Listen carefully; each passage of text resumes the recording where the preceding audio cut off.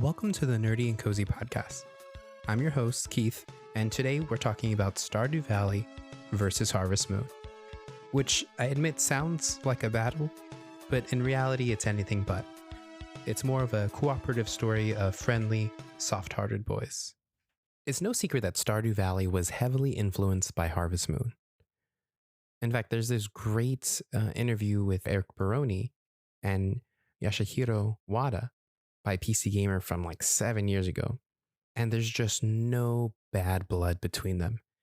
In fact, Yasuhiro signed a copy of Harvest Moon that Eric Barone brought with him that day. Wada even played a little bit of Stardew Valley in that interview. It was all very much in the spirit of Harvest Moon and Stardew Valley. Just two chill dudes who really love making video games, and they just got along. If you're unfamiliar with Harvest Moon, don't feel bad. A lot of people aren't familiar with the game. While the game inspired Stardew Valley, it was because of its gradual decline with each sequel that led to Eric Baroni wanting to make a game that captured the feeling of the first Harvest Moon. Now, don't get me wrong, the game does have a cult following, and the original Harvest Moon is a real gem.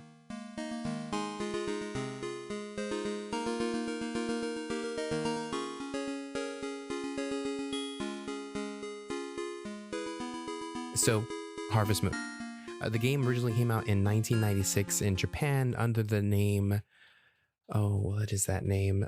Bukuru Monogatari? Bokujo Monogatari. Or Farm Story, translated directly. And it was released in the US under the title Harvest Moon in 1996 or 1997, I can't remember. Now, this is not to be confused with the Neil Young album Harvest Moon, which was released in 1992. And the song Harvest Moon on that the similar title album. Oh, that's a good song. And that's just a side note. The game Harvest Moon did pretty well despite being released at a time when generally action-packed adventure games like Final Fantasy VII, Tomb Raider, Crash Bandicoot, they were the big popular games. The other side of it was games that were super violent, like GoldenEye, Fallout, and worst of all, Kirby's Dream Land. However, it would come to hold a special place in many gamers' hearts. Since its initial release on the Super NES, it had continuous virtual re-releases since the initial release of the game.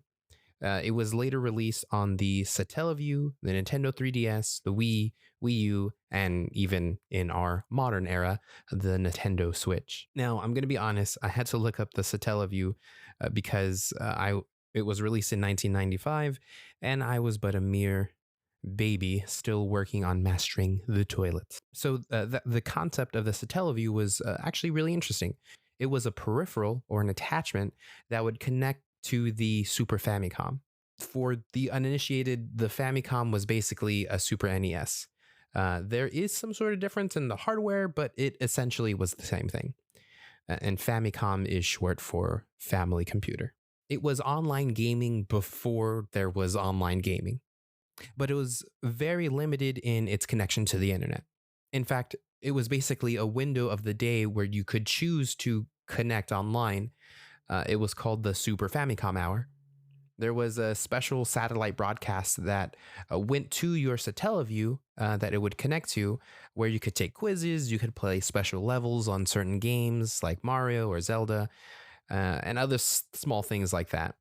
Although since then, over the course of time, those Super Famicom levels and everything, they've been lost. They've become mythic lost media that was pretty much either really hard to find or just doesn't exist anymore.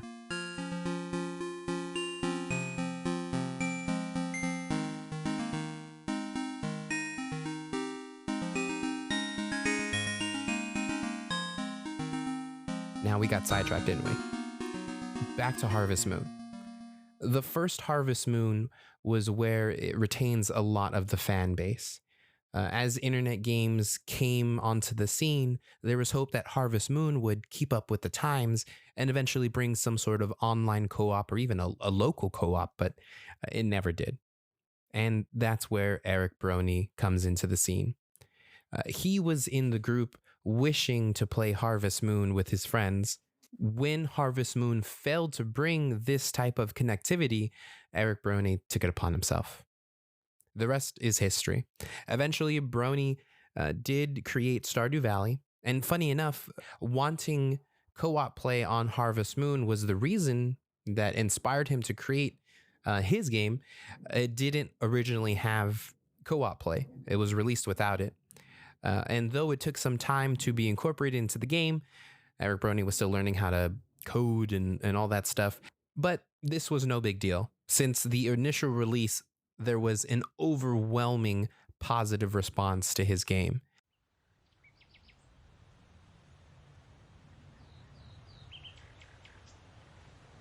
Now, a word from our sponsor. Well, a word from our sponsor would go here, and said it's just self-promotion. If you would like to show support for the show, consider subscribing to our YouTube channel. There we have additional video game content and other fun videos. Right now we're a small channel, so every sub we get is a special one. Link is in the show notes. Now back to our show.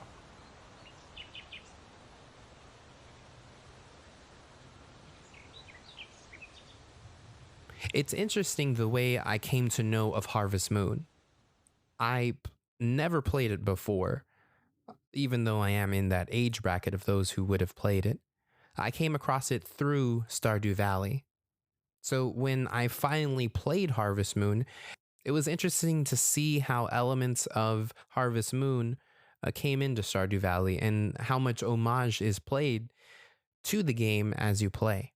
One of my favorites is the reference to juice. In Stardew Valley, you can put grapes into a cask and get wine. But if you put potatoes, you get potato juice instead of vodka. This is a deep cut reference to Harvest Moon, but in a really roundabout way. You see, Harvest Moon was originally released in Japan, as we mentioned before, but it had to be localized when it had a wider release. In the US version of the game, any reference to alcohol was localized to fit American sensibilities. So whatever the Japanese word for booze was translated to juice. Even though when your character drank the stuff, his eyes got all swirly and you were not allowed to have more than one under the warning not to overindulge in juice. This is just one of the many small homages paid to Harvest Moon in Stardew Valley. What is beautiful about the two games was how there have not been any strife or drama between the two. Instead of being competitors, the two games recognize how much they owe to each other. Stardew Valley to Harvest Moon for creating a game that was different than the rest of the time and laying the groundwork for games to break the mold later on. They were not games focused on violence, but cultivating friendships and working hard. And how much Harvest Moon owed to Stardew Valley for showing that appreciation and keeping Wada's name alive and keeping them in a spot of veneration for what they have done. It very much feels like a passing of a torch to a new generation of video game creators. I'm sure it's comforting to know that the video game market is not going to become oversaturated with games of pure violence and that are so fast paced that it just keeps getting worse. Really, now there is a new issue of oversaturation in that everyone is just trying to create a cozy farm sim. Even right now, there are so many game companies trying to take advantage of the concept since Stardew Valley showed just how lucrative it could be. Stick around after the break to check out a Satellaview commercial.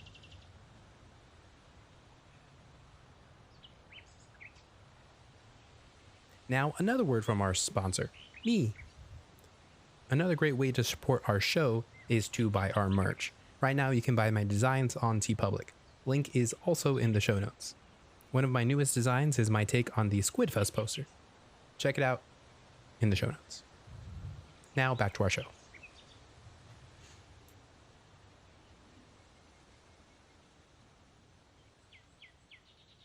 We open on a man reading a newspaper, and the camera zooms out of a bird's eye view all the way up to space, where we're greeted by Mario in a spacesuit. その通り。このサテラビューをスーパーファミコンと合体させて BS 受信システムに接続すれば、タモリや内田有紀らがお送りする超 The Satellaview never released in the States. It was something of an innovation that was impressive, but the clientele were not there yet. The Satellaview was geared towards adults with a Super Famicom. But it also came at a hefty price in today's money. It would have been about $150. And in the true Nintendo fashion, there was a ton of extra sold separately attachments that were required in order for it to work, but just ridiculously expensive. It required it to work better. In addition to all the extra stuff you had to buy, sometimes you would have to play a game in installments, kind of like waiting for the next episode of your favorite show to be released.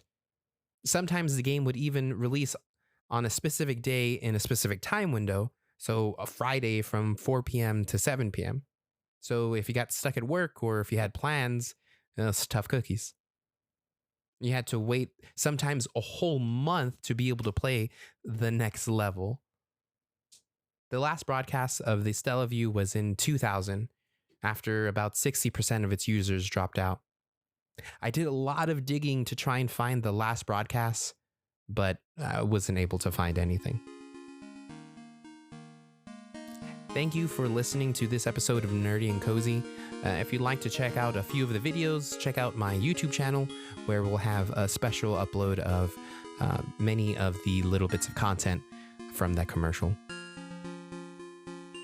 If you like the show, consider subscribing, following me on Instagram, and checking out YouTube to like and subscribe as well. This show was written and edited by myself, Keith Lamone. Check us out on Instagram. You can find us under The Nerd Lemon. We also make videos on YouTube, and you can find us under The Nerd Lemon, altogether, no spaces. If you like this episode, you'll love our YouTube channel. Thanks for listening. Till next time.